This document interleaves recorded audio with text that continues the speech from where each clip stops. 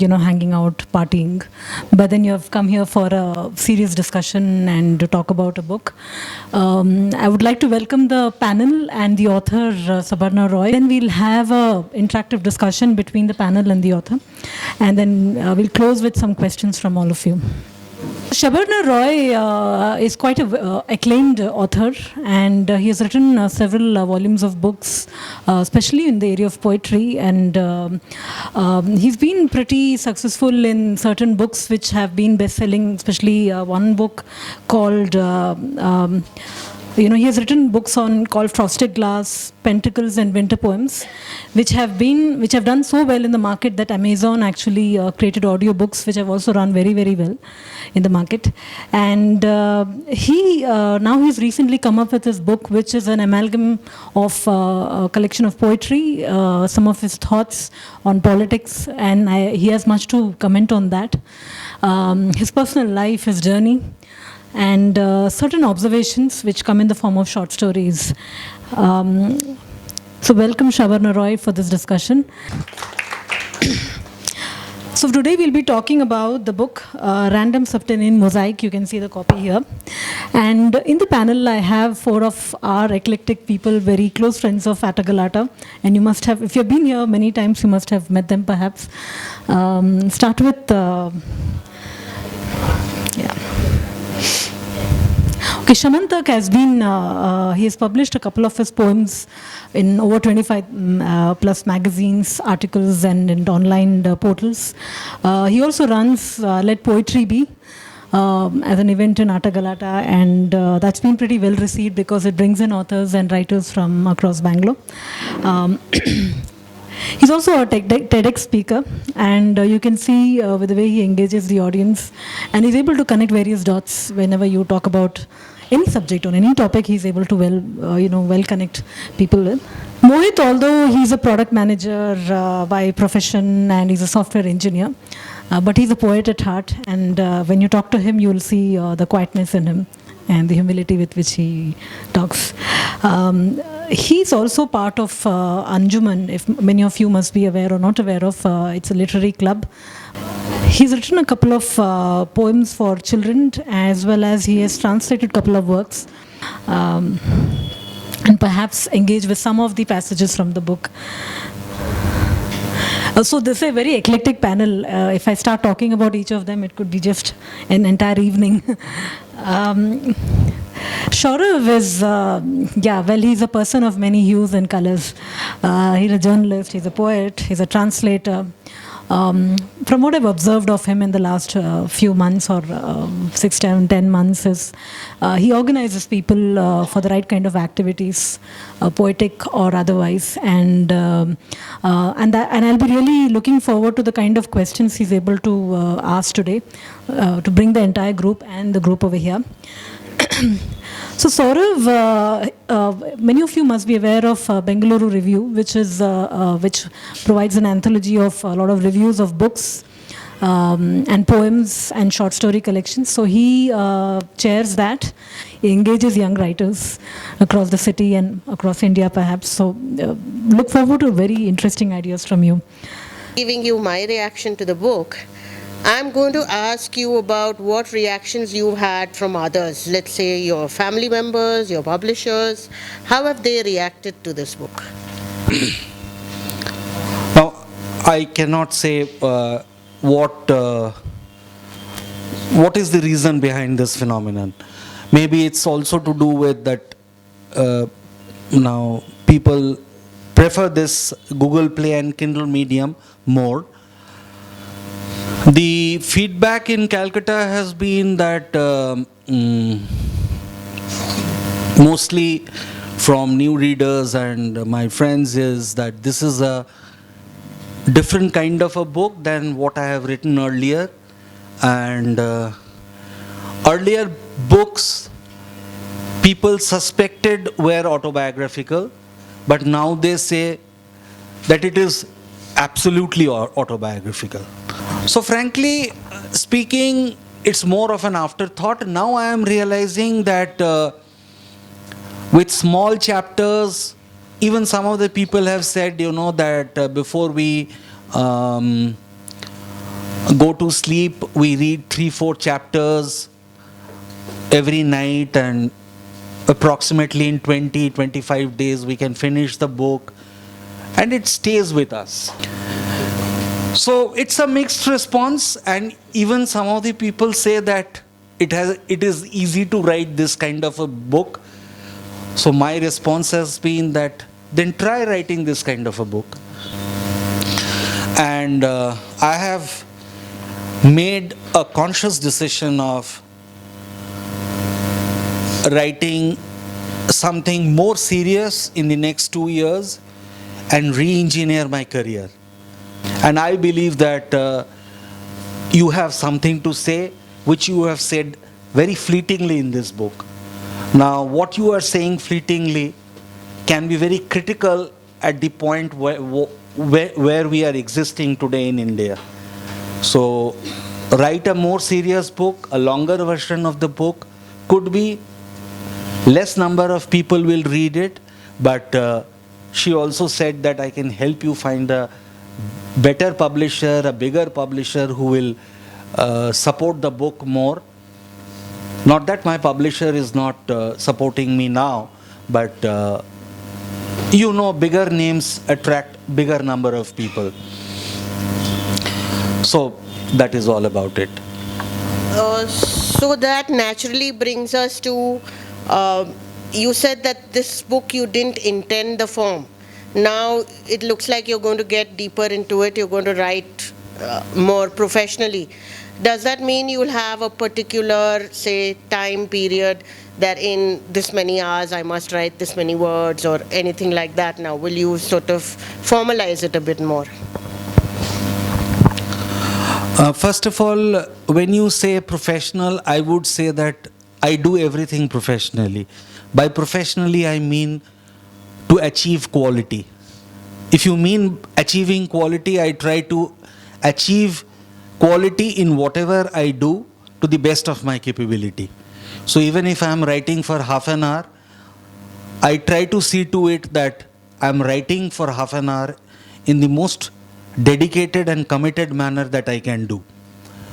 But you see, I'm used to a kind of lifestyle, okay? And I have made my family members and larger family members used to a kind of lifestyle. To think that I will leave my job today,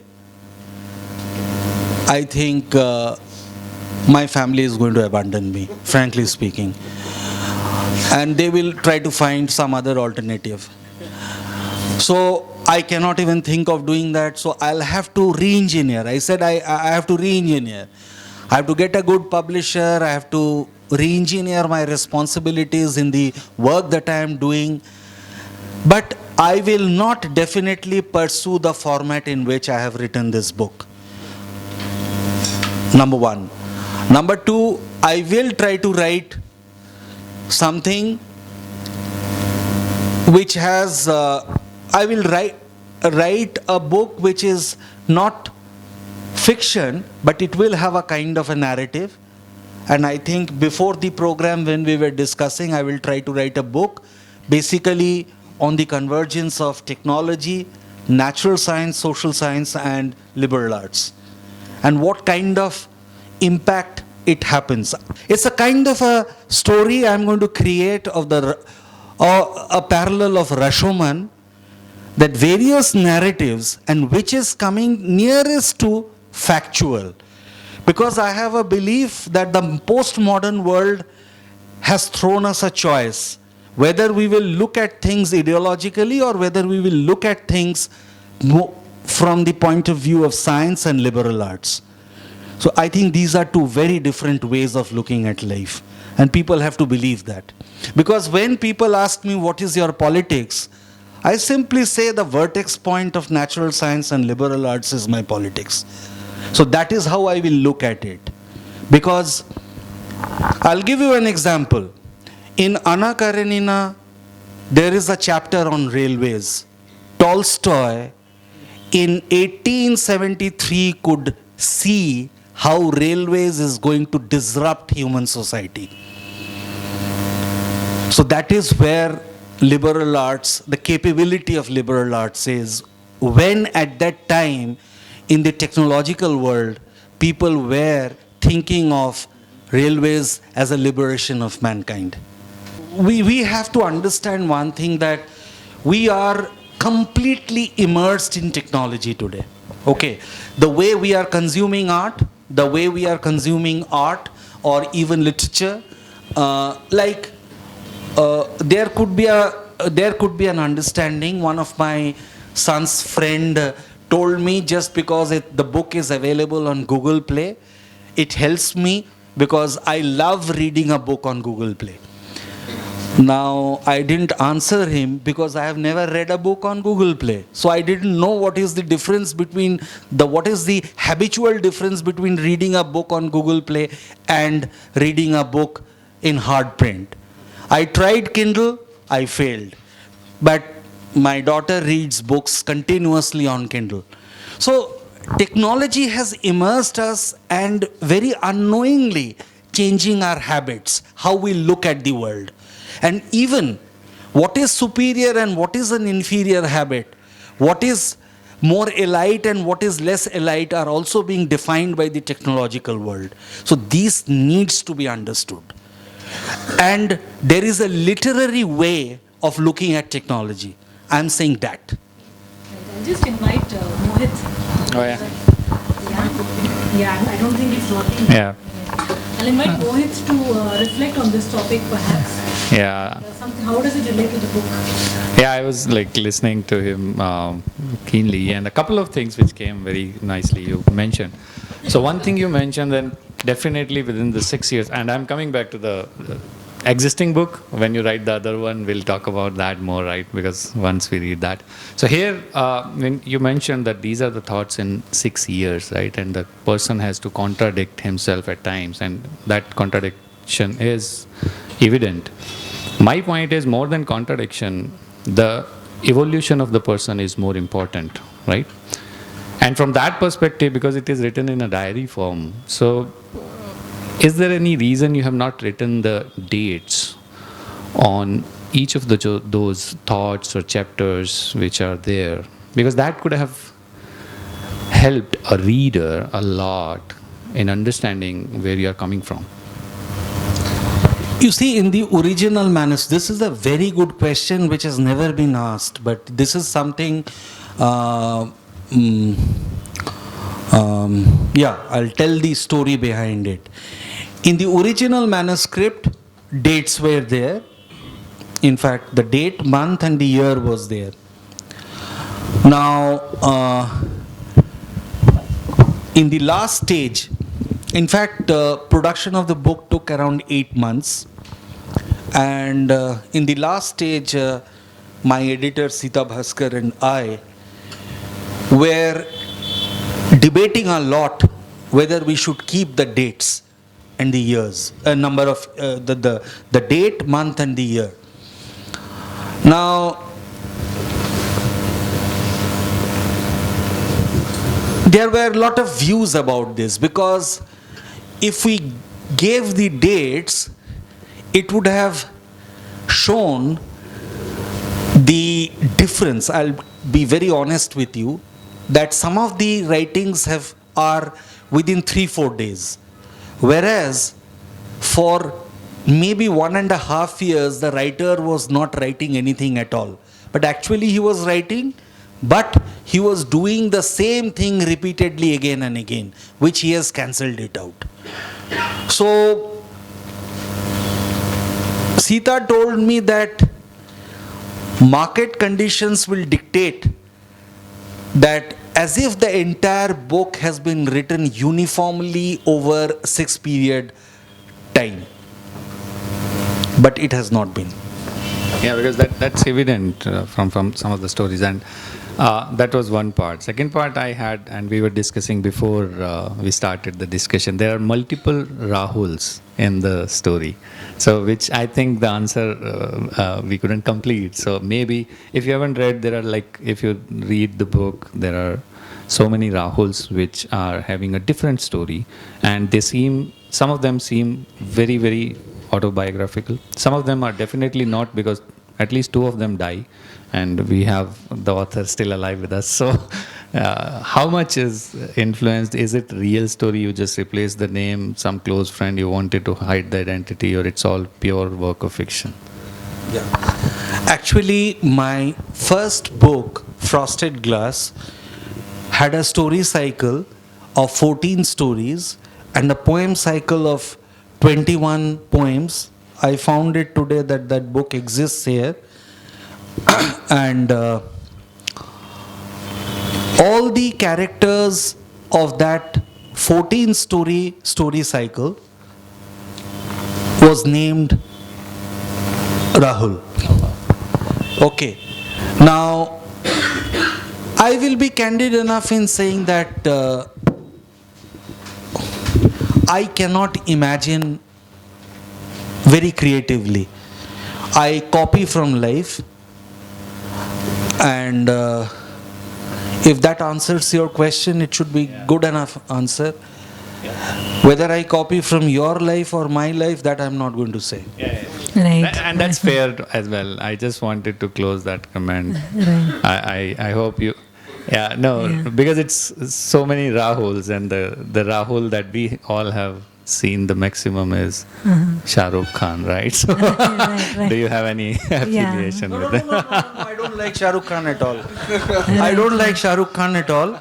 Let me tell you that I like Shah Rukh Khan when he's interviewed as an actor. My belief is he's a very poor actor, but when he's interviewed, his wit is phenomenal. Phenomenal, yeah. I think I'll bring in Sourav Thank you. here. I want to bring in this element of sense and sensibility. So there is a Rahul vein which is there, but there's also this grey matter.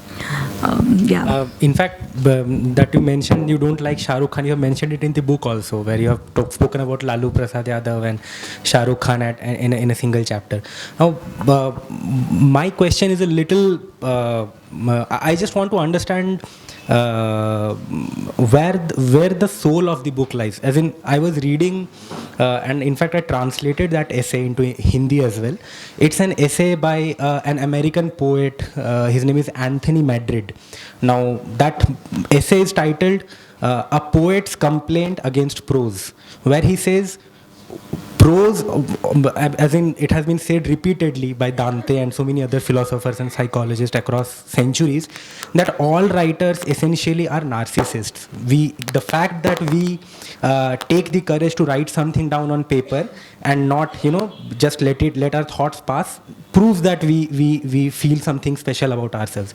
Now, what he says is that a prose writer actually invites the reader into that scope of narcissism. We call it Harry Potterism.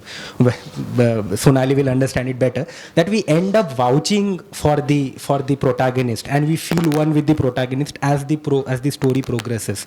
Now, that is one form of narcissism. What a poet does differently is he admits it out in the open that I am a narcissist, and the narrative is very I driven.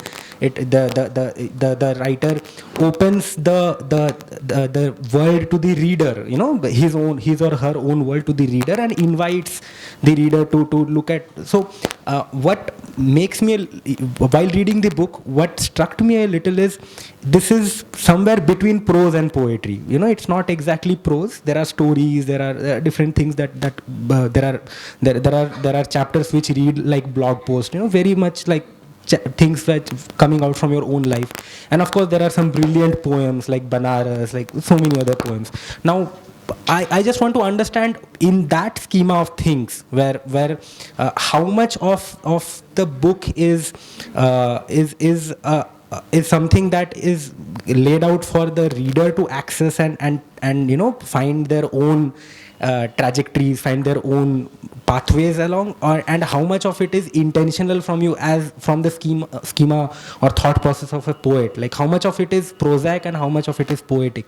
If you can give, I'm trying to basically understand where the soul of the book lies. If you can share a little bit about that. Hello.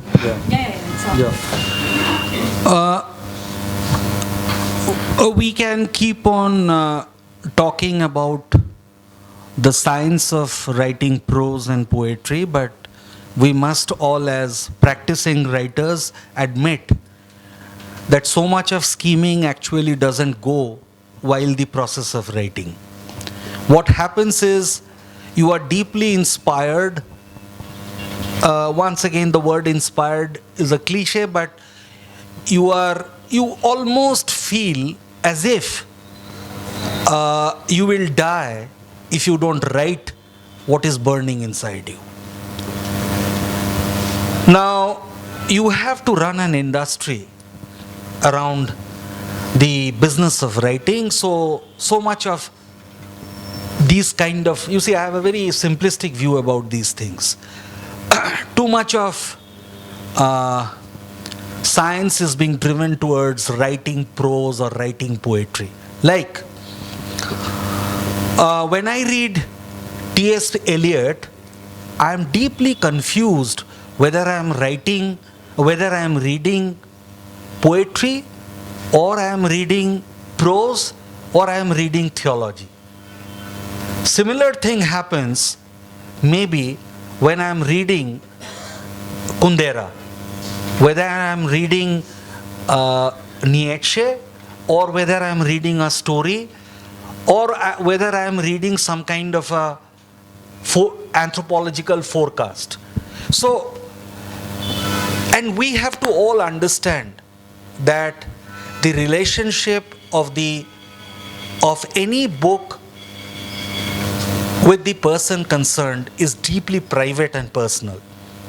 So there has to be a space where you have to allow, in the postmodern times, a writer has to allow for the reader to participate in his book, in his or her book.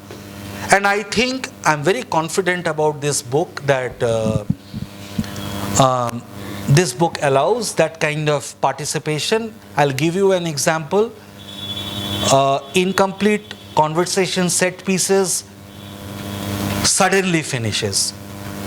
Now, Sita told me, you have 4 more chapters. Why are you not adding it?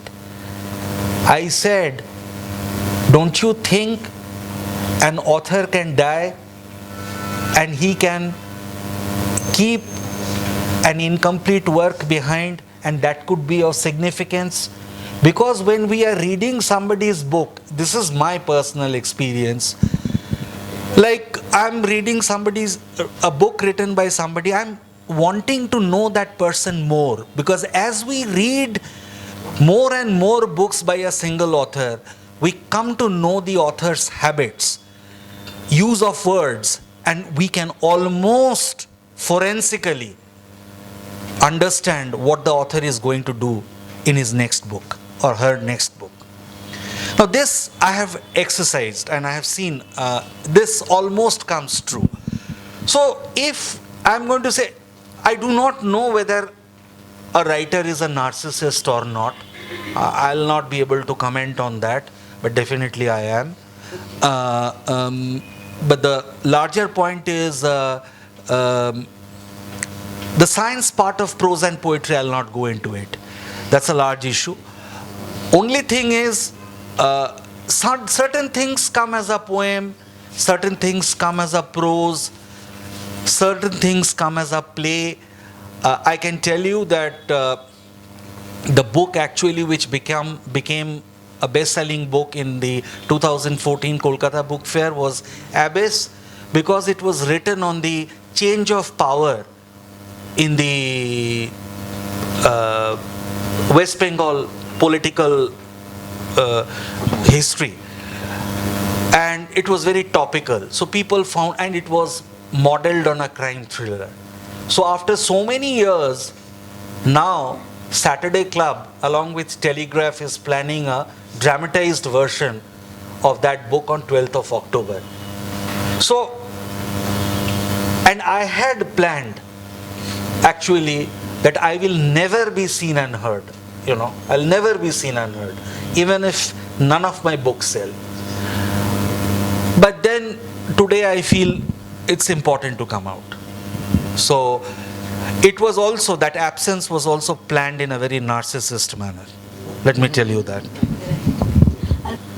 I, as an innocent reader, right? I mean, I'm starting off a book and I have no clue, right? It's a vast ocean out there. I don't know where I'm going to meander off, what I'm going to experience. And as I flipped through the book and as I read through your essays, your poetry, what really astounded me was that I could not predict what the next article would be. Essentially, of course, it's an element of journaling. It's an element of, the randomness in the very title itself. But more than that, I was quite surprised. And there was an element like, like suddenly you're talking about a place you visited, things you've eaten. It's written in a very factual statement sort of a manner. It's quickly followed by an article, let's say, on the element of slowness, on being slow, what it means to be slow, what is slow according to you, or how loneliness acted as a mentor to you. And then we travel back, we kind of veer completely onto another terrain altogether, and we maybe talk about politics in West Bengal for a while, and then we again come back to valleys of desire, So it's essentially that whole, the sequencing of the titles is in itself a very colorful topography for me. Suddenly I'm on a mount, suddenly I'm going down, suddenly I'm like, lulling along, suddenly I'm moving across a fast-paced narrative where it's a letter from somebody that Rahul doesn't recognize, so on and so forth. Sometimes it's fast-paced, sometimes it's slow, it's lulling me across. So this whole element of taking the reader on a roller coaster journey, was this intentional?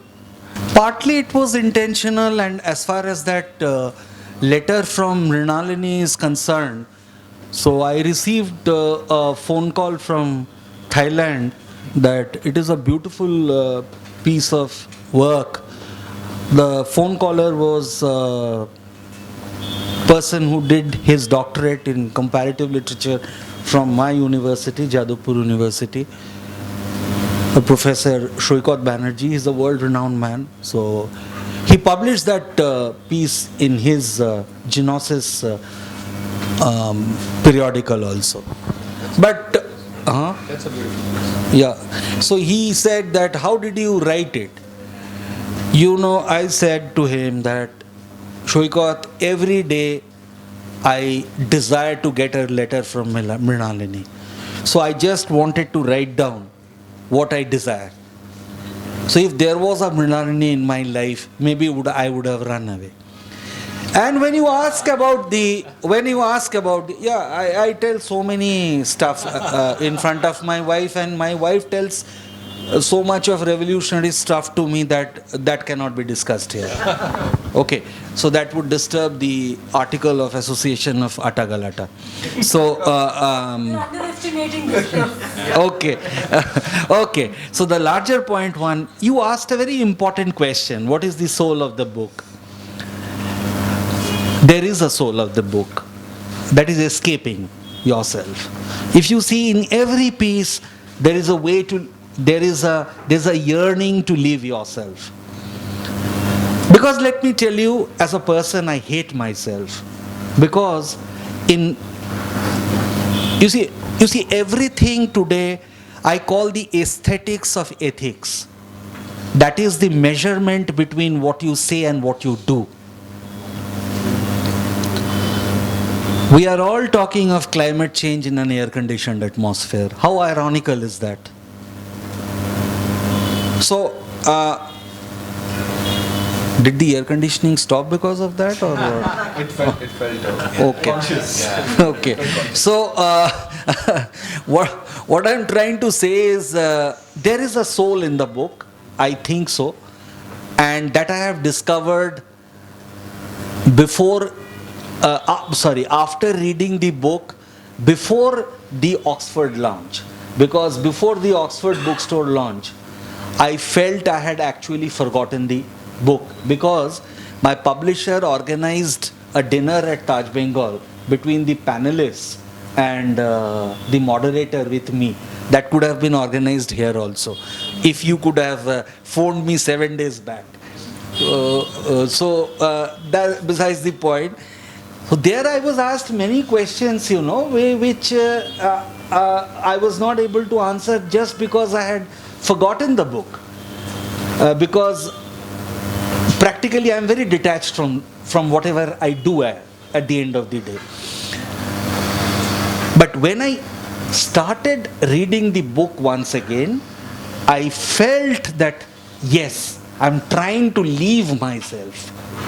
That my aesthetics of ethics, that distance of what I say and what I do, is very wide. And even my son and my daughter who is sitting here say that what you say, you do not do. So that is something which has to be taken very seriously in today's world. Because all of us are proclaiming lot of things, and writers proclaim more than anybody else. Maybe a bit more than politicians they proclaim. Okay, for politicians there is an election. For writers there is nothing. So it is important, very important, that why I'm wanting to leave myself is basically because I hate myself. I have not written any piece on Greenland, but I know of the Eskimos from the I'm forgetting now, with age, I'm forgetting the name of the documentary, famous documentary by Nanook of the North. Yeah, Nanook of the North. Yeah. So I know something about that life from Nanook of the North, but I have not gone to Greenland, those kind of Arctic circle. So I don't plan to go also. That kind of cold climate I'll not be able to take. But another place which I would like to, I have imagined a lot, is about Africa, the Central Africa. I have gone to the northern part of Africa, which is very nice, and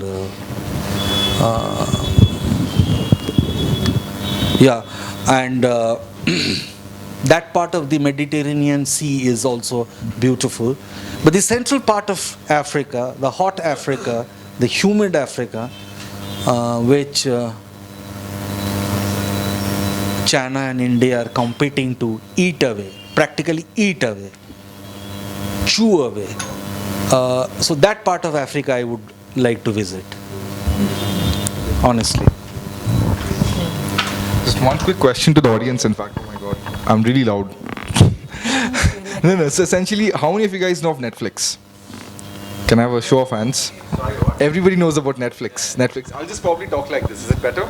Yeah, works better. A lot better. How many of you guys know of Amazon Prime Video? Everyone, right? Hotstar?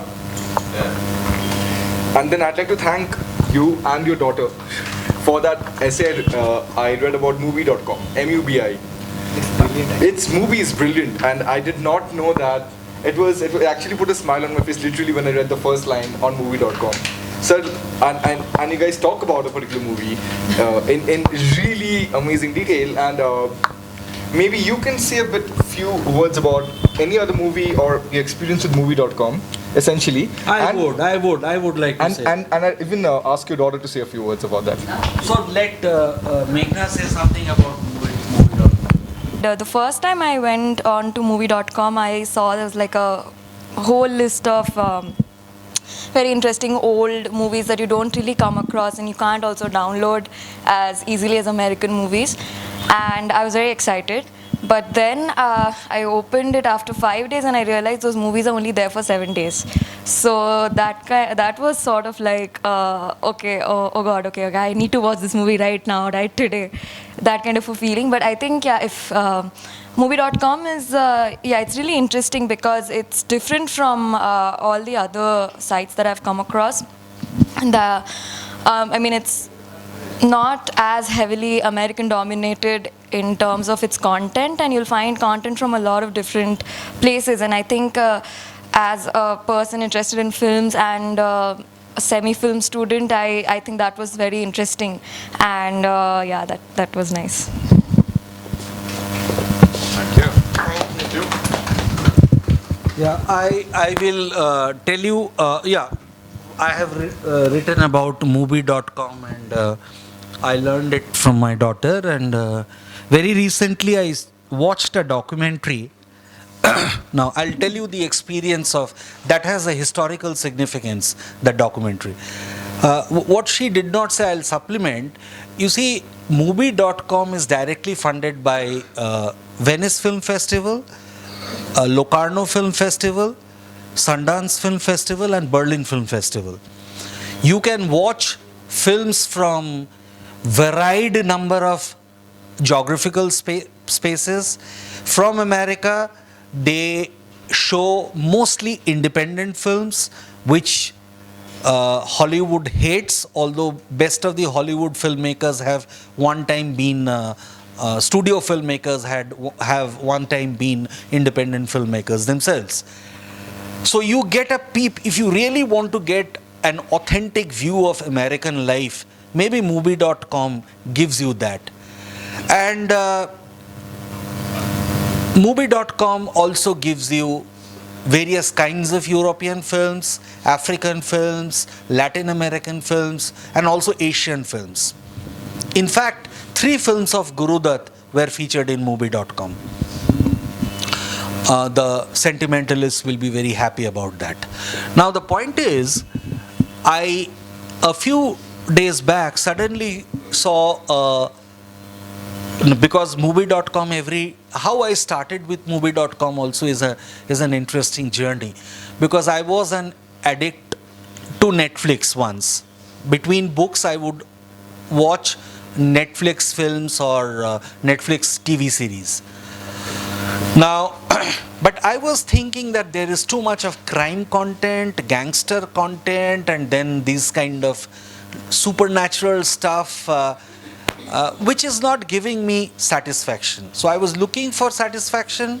So then Meghna told me that maybe movie.com will be a good alternative. So when I searched movie.com, then one after the other I started watching films. 40 days back, I watched a documentary by Esfir Sube. She is the first lady documentary filmmaker in the world. She was a Bolshevik. In 1927, to celebrate 10 years of the Russian Revolution, she was commissioned to make a film on the October 1917 when the revolution happened. Now, later on, the name of the film, the Bolsheviks changed it to The Fall of the Romanov Dynasty. She took a revolutionary decision. She said, I am not going to stage manage any footage. Whatever footage exists between 1913 and 1917, which means that in 1927-6 really, whatever footage was already available, I will search that and edit that and combine it to make the film. Now, if you watch that documentary, lot of myths spread around by the leftists about the Bolshevik Revolution will be shredded to tears. Which also brings to my mind that were Bolsheviks so stupid to allow this film to go ahead, because they were so drunk with the idea in Russia that to spread the news about the 1920, to celebrate. So that film was only a part of the entire celebration. So they did not think that maybe 100 years after also technology would be able to reconstruct the film in such a manner that the documentary would seem as if it has been made in 2019. Today, if you watch it on movie.com, it is not available, it has gone by, but on the rental it is available. I would like everybody to watch that documentary. It really exposes the myths about Bolshevik Revolution. Now here somebody should not think that I am an anti-communist. No, that's not the point. Point is, political myth creation is a business of all parties, all kinds of ideologies. But artists, at the end of the day, tear those myths to pieces, even if they are, in a way, subservient to those ideas. Right, I think that's a beautiful remark you've made about the role of an artist. And I just want to take this question to Sourav. Take a big leap from here. I think in the interest of time, I think if Sabarna reads a couple of passages from the book for the audience, that would be really nice. One evening, Rahul vanished from his home in Calcutta. As I was a close friend and confidant, desperately hound me for any trace of information. If at all, I had my clue where he could have headed towards. I had any clue where he could have headed towards. Frankly, I had no clue. But I did suppress two pieces of information. One, that he often showed interest to me about the North Sentinel Island. For the uninitiated, North Sentinel Island is one of the Andaman Islands, which includes South Sentinel Island in the Bay of Bengal. It is home to the Sentinelese who often violently reject any contact with the outside world and are among the last people worldwide to remain virtually untouched by modern civilization. Two, that he would repeatedly lament in front of me in private, my life's journey was to meet, albeit accidentally maybe, a person who would find me unique. I have realized no one ever has found me unique, including my children. I'm tired of my journey. I'm getting old now. Maybe after all, I'm average. I want to escape this journey, abandon it forever. I argued with him about the absurdity of the idea of uniqueness in a postmodern world. But I failed. He would see no reason or rationale. Rahul's corpse was recovered from the Andaman Islands after the government of India got involved in the case. He was a high-profile chartered accountant. A memorial ceremony was organized by his family, friends, and professional associates. I attended it. Everybody commented. Piece number 51, The Immortal Cheetah. A cheetah given into leaping by nature leapt across swarms of grief, crossing miles in air, feeling the rush of wind in his eyes. He was crying, tasting the salt of his tears in his eyes and on his tongue. The inner bodies in the sky prayed for the cheetah with the finest bones and flesh ever to find their unified life, to make his final motions against the entrapments of this fateful jungle. Nobody knows what happened to this cheetah except that we make yearns about this cheetah who leaps inside our soul forever. I'm sure, Shabana, a lot of people have asked this question to you, that what prompted you to select the name of the book? It's very unique, very complex. Yeah, I think I explained during before we started this discussion. In fact, Ruma Chakraborty if one watches the YouTube video of the Oxford event,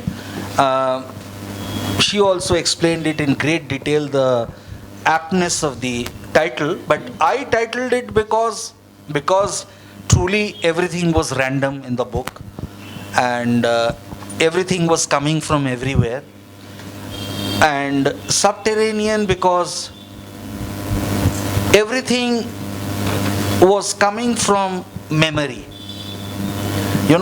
By subterranean, I'm not qualifying the thought as some kind of a dark or a very underground thought.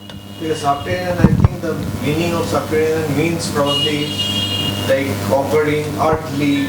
Yeah, no, under the earth. Let's say under the earth. So stored from memory, okay. So I was actually reviving my memories and writing it down.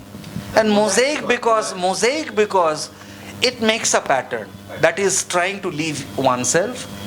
And 2012 to 2018 because truthfully all these were written between 2012 and 2018. And time frozen in myriad thoughts, this was added because I think this is sheer stupidity. My publisher said that you have to add something after this. Otherwise, it looks, people will not be able to understand this book. So then I said, okay, add. So a lot of suggestions came from Sita, a lot of suggestions came from Malini, who is the head of publishing. So then finally I said, let us stop all this. Let's make time frozen in myriad thoughts because there are myriad thoughts in the book. And this time is not historical time, my own time. So if somebody is interested in my life, which I privately think a lot of people should be, but factually nobody is, so one should read this book. The second is on a very lighter side. I don't know much about how the producers work, what is their return on investment, how much you guys get, how much they get, how many books are sold. It's very difficult. I'm not going into the maths, right? But I just wanted to know, just to give you a comparison, Rupa is very close to a family, who's a writer. So when she wrote the second book, the producer apparently arranged her stay in an isolated island and nobody else was, allowed to go there. She, for a month or 2 months, she stayed there in that island. It's all right. For record. So for a couple of months, she stayed in the island, concentrated fully, focused totally, and wrote that book. So you think of the investment those producers make. I mean, I know it's, they're working for the global market, right? But as compared to that, in India, I mean, what are the, other than, meeting the cost of the publication, I mean, the print and stuff like that, I mean, what else the producers do? I'll tell you. The good producers. I as a corporate man, I also understand this quite well. You said, no, you paraphrased your question lightly, you will ask. I'll give a light as well as a very heavy answer to it. You have to understand that Jhumpa Lahiri, you see, all the successful writers that you will see commercially, first of all, they are very good, number A. They are very good. I don't say that they are not good. They are very good, very, very good, in fact. In fact, Jhumpa Lahiri's books affect me a lot, but her book on the Naxalite movement, which actually did inspire my son quite a lot, but was also factually wrong in many places. That is another point. But she is a very gifted writer. But if you look very clinically, the starting point of these writers, either they are sons and daughters of great academics, or they are involved in academics, or their starting point of networking is very high. So they are good, as well as their ability to reach the best of the publishers is also very high. And the amount of, and Jhumpa does, let me tell you, very little networking compared to other writers. Okay. Now, the point is, it is like a studio filmmaker and an independent filmmaker who is working on thousands of dollars, and I mean, people like studio filmmakers are running on so many millions and billions of dollars. Okay, so the publishers know that publishers have a business model. The publisher that I am working with, the owner is Swarup Nanda. I always keep on Bombay based. I keep on saying he is doing his corporate social responsibility through me. Okay, so Whenever I am in Bombay, we meet at the Trident. He's a sick rich fellow. I don't know why he likes my writings, but he says that, ठीक है आप spend करो ना यार. My books have sold. Okay, some have sold 750 numbers, some have sold two. The Abyss sold many numbers, but even winter poems sold, which Swaroop said, I can bet 50 books will not get sold. So I said, if you are my friend, which you keep on saying, at least publish the books and prove to me. Yeah. So how did you manage between the two professions? You see, I come from Jadavpur University, which is a true university in the sense, because it has an engineering faculty, it has a arts faculty, it has a science faculty. And in the arts faculty, from where my wife comes, comparative literature. Yes. Okay. The comparative literature, if in our times, actually Doyens were teaching in that faculty. I mean, great people were there. So there was one Manobendra Bandyopadhyay who has written books about Latin American football, about which we were great lovers at that time, Brazilian football, Argentine football, and we dreamt a lot about those kind of football. And he also used to teach Latin American poetry, Latin American cinema. So you had, and I have attended classes of Rakto Korobi by Robi Thakur, by Shankhu Ghosh, one of the greatest public intellectuals of India, and these kind of men will no longer be there after a few years. So we had a good mix of university is what we got to see at Jadavpur, that you could be interested about arts, you could be interested about engineering, you could be interested about science, so everything you could be interested about. Like geology department, our geology department used to be fantastic. So what I'm trying to say is, I got interested, and you know, in Jadavpur we had a feeling, being engineers, Jadavpur girls, they would not woo to an engineer. So he has to do more. He has to know about Latin American poetry and all that. That's a commentary on a Bengali way of life. Yeah. So Yeah.